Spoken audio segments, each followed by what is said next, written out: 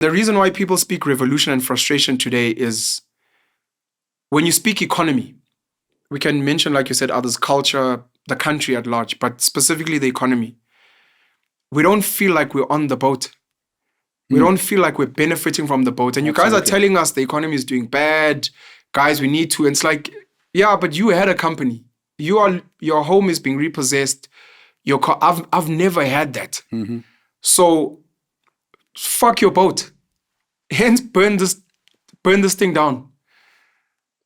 And maybe from your perspective, if someone were to come with that angle, how do we shift from here where big business co-opted the ANC government to not radically change much and bring more people and create more boats so that the entire country wins?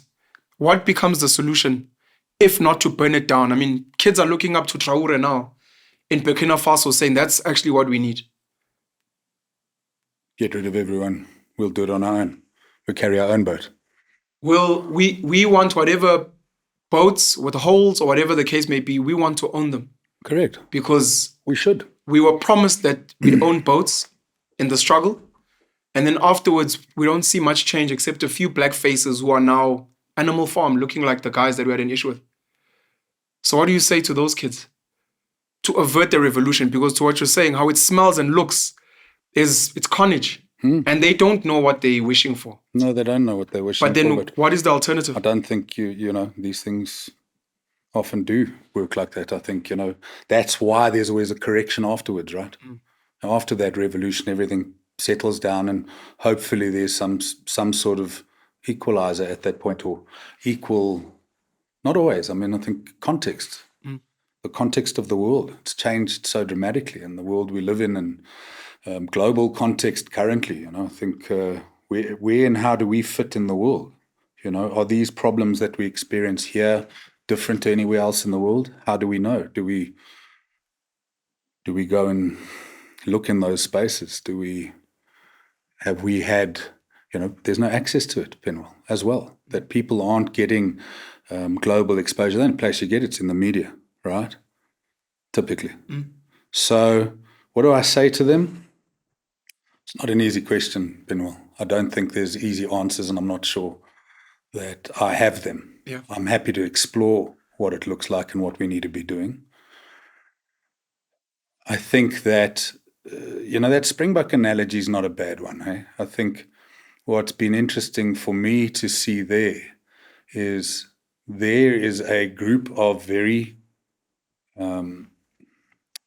different people, different walks of life, different everything, that have found a community amongst themselves. Yes. Yeah. And they've held together, and they held together by some strong leadership. Yes. That won't allow division. Yeah. So there's some discipline in that. Correct. Yeah. Why does it work? Because there's a couple of formulaic kind of aspects that really matter in terms of a team winning, in terms of a community winning. And I think we lack a lot of that discipline. There's no accountability in this country, in the world, really, at a political level. We're not seeing people being held to account for what they've done wrong. Again, both sides of the fence. In the entitled space or in the privileged space, people play freely, right? The youth are seeing that. There's no value in that. There's no value in not delivering discipline, And again, that can be a very emotive subject, I guess, because I think in the past, discipline was meted out very differently, and pretty harshly. Today, we and especially in multicultural instances, what one person or one culture sees as good discipline, another might have real issues with. So how do you deliver it? But I think it starts with, what do we all want?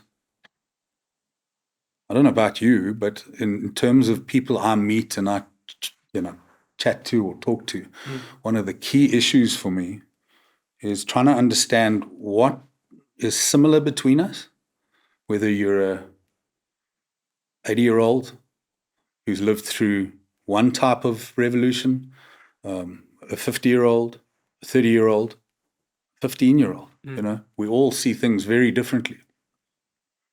But ultimately, I'm pretty confident all of us want a better life, and we want a better life for our families.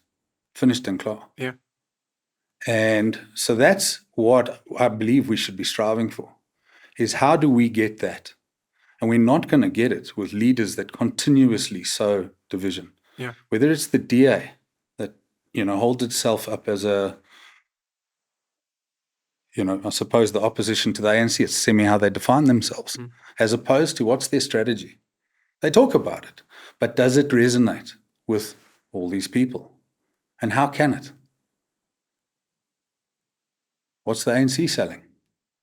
Yeah. And how does it deliver? How is it going to deliver for all of these people when we're so divided?